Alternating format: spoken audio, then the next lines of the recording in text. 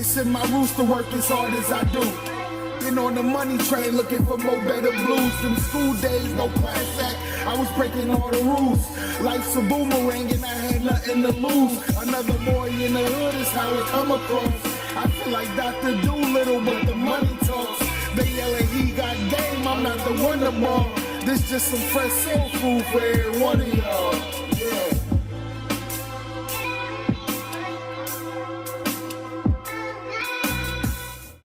Yo, welcome back for another episode of Cornbread Movie Review.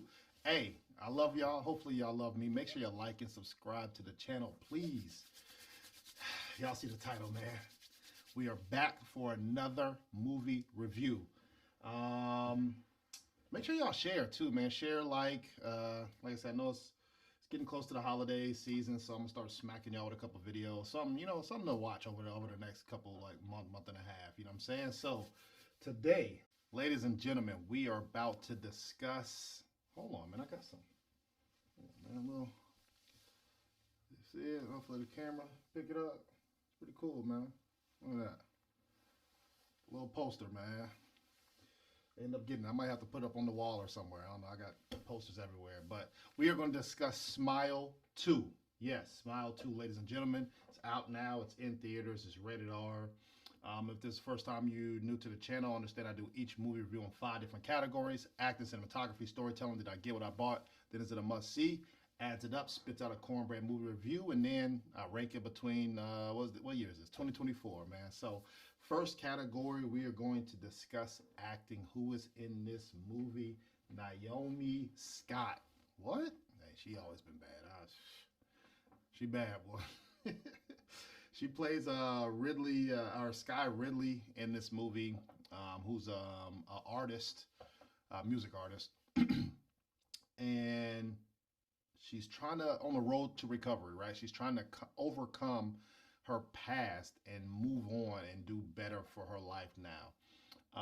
In real life, she's a British actor, which of course all the British actors always playing Americans. You know, I had a couple takes on that before in my other reviews, but she plays a good job in this movie.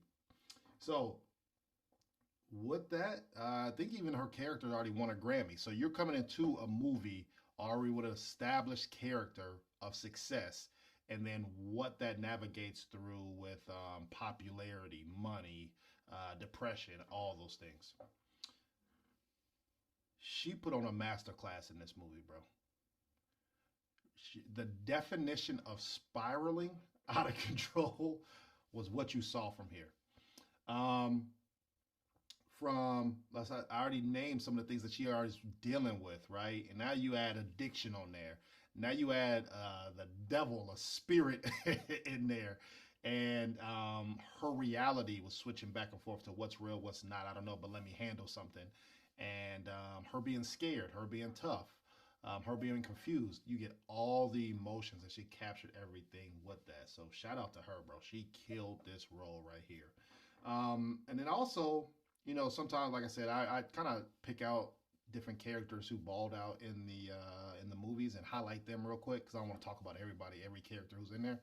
But the collective unit of actors in this, bravo. The synchronized dancers, all the cast were believable, from being tough to being scared to, bro, I don't know what practice process y'all do or y'all require those actors to do that smile, bro, the creepiest smile ever.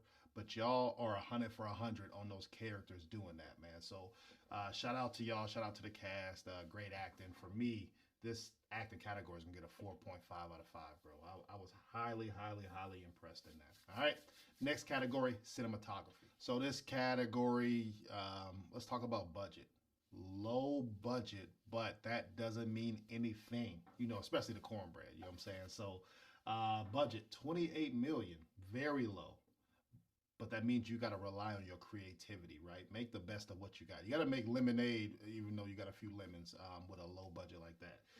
The movie was about 2 hours and 5 minutes, based out of New York. So you go from scene to scene. They really weren't outside New York. They did a couple studio and arena scenes, but then they could just make a small studio, just like a little apartment and stuff in it. But they were moving different places. It's not like this movie was filmed in one or two places. So great job with that.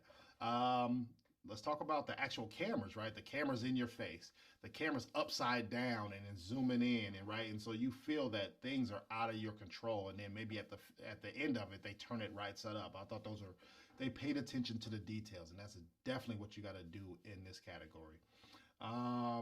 You got the score, bro. The music was solid. I enjoyed the music. It wasn't bad. This damn near should have been in Joker, bro. That's to me, if you'd ask me, way better music.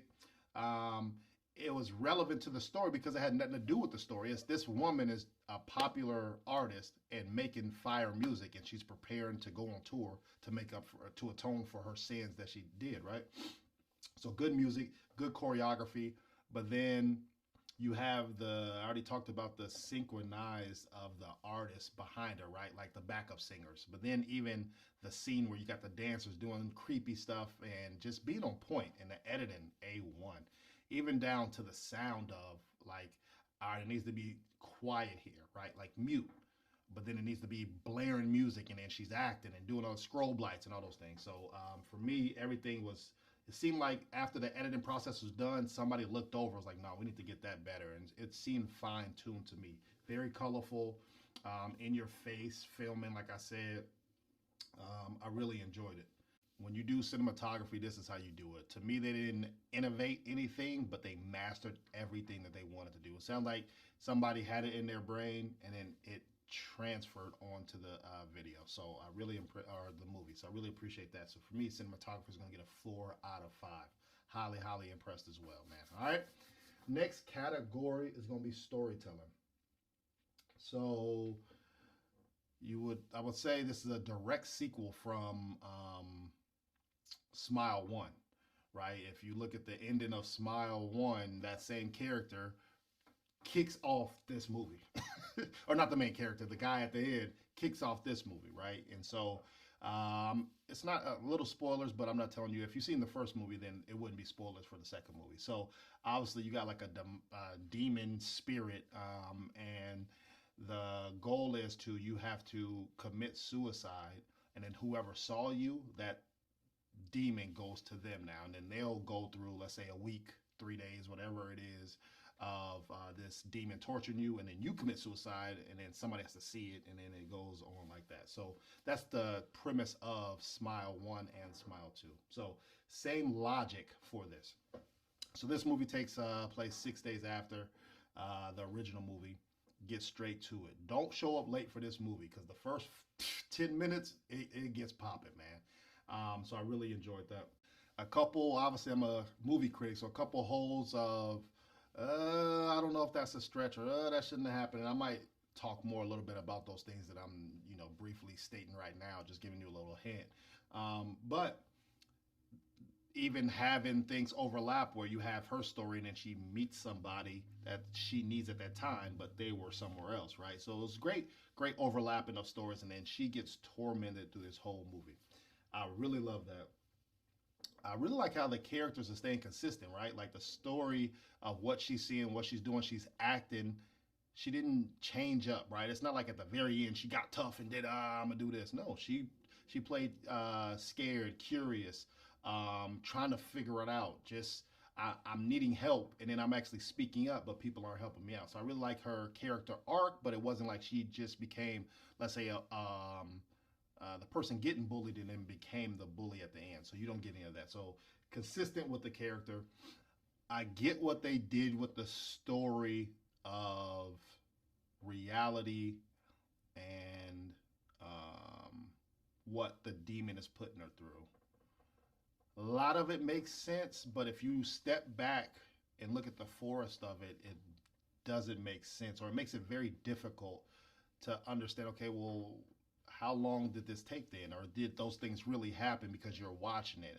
So that style of film is like good for a one-time watch. It's like a shock value.